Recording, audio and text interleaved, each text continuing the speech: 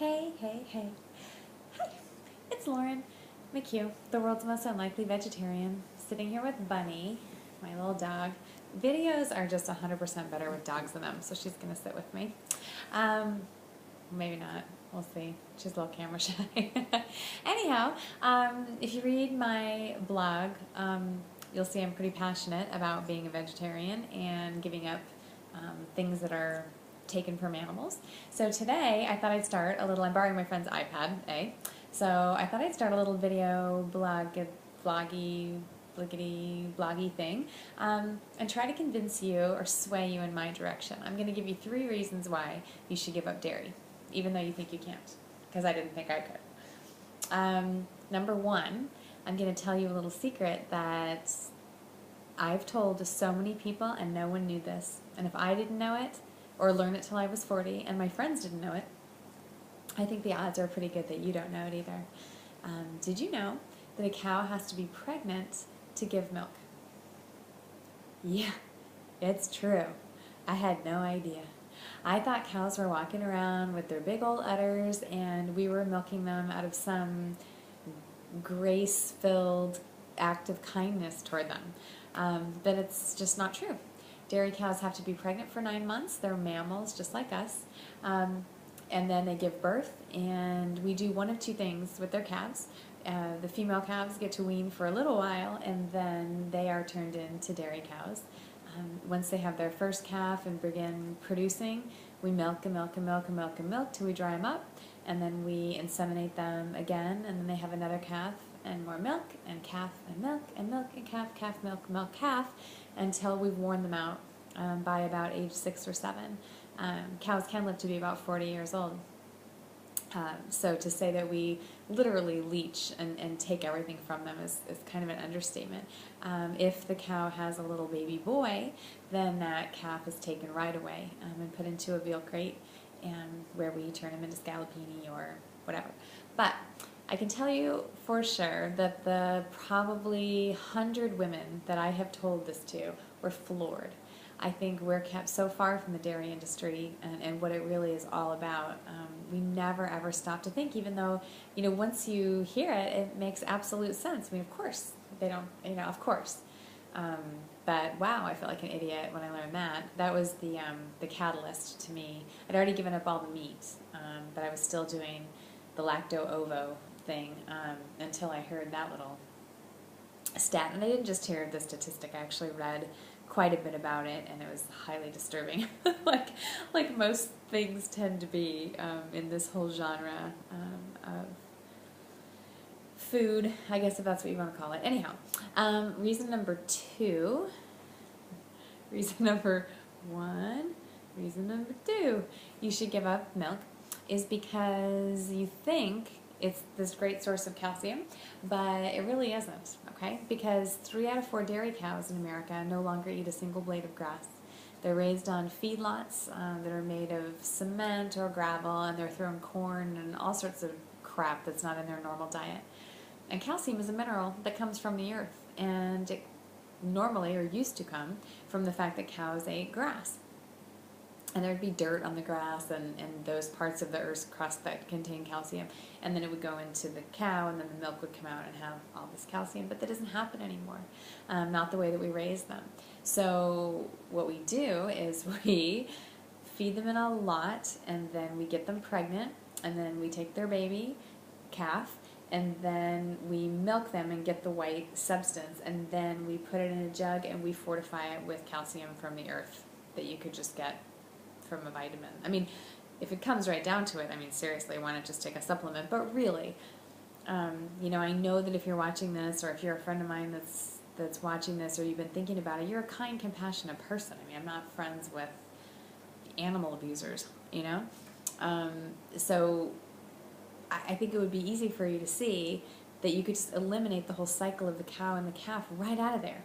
You can just have any white liquid like soy milk or almond milk or rice milk or hemp milk or whatever. It doesn't even matter. White liquid, just put calcium in it. That's what they're doing. There's no reason for the cow and the calf to be involved, or that the hurt or the insemination or the births or the deaths or all of it. It's just not Not necessary.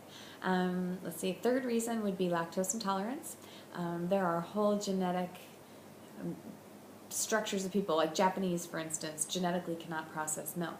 Um, Cows don't even drink cow's milk once they, grow to be 250 or 300 pounds and they get off of it.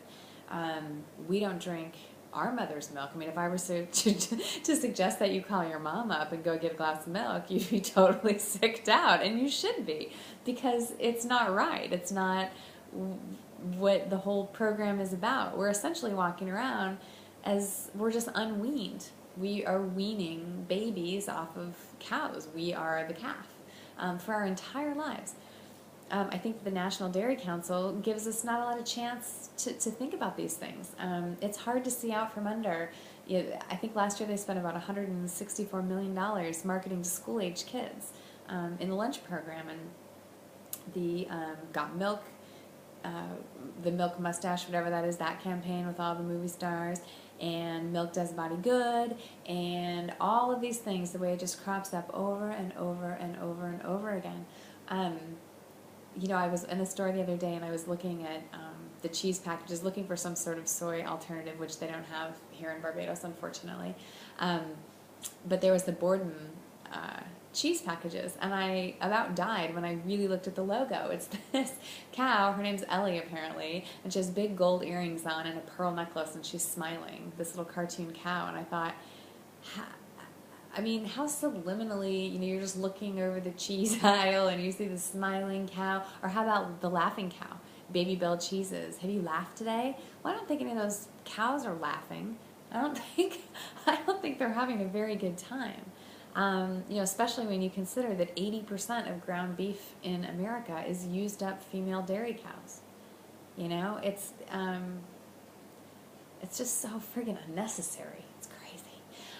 So that's, let's see, the baby reason, the calcium reason, the lactose intolerance, and fact that no one else does this.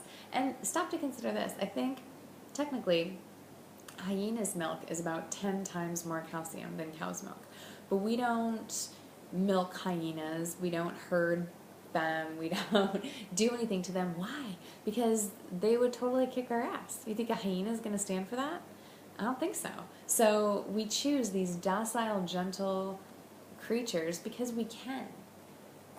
Just because we can do something doesn't mean we should be doing it. I don't think so. I think there's a million arguments about that. You could, there's a whole lot of things we can do that are not good to do. If you want to read up on some interesting information, you can always read the China study. That's been a really big book. It stirs up a lot of controversy. I'm talking about casein, which is the protein found in milk, and its links to, really incredible links to prostate cancer and all sorts of other cancers. You'll also read a lot about the antibiotics and all the drugs that we have to give the farm animals in America, because they're so diseased because we've taken them so far out of their element. More really fun stuff to read about.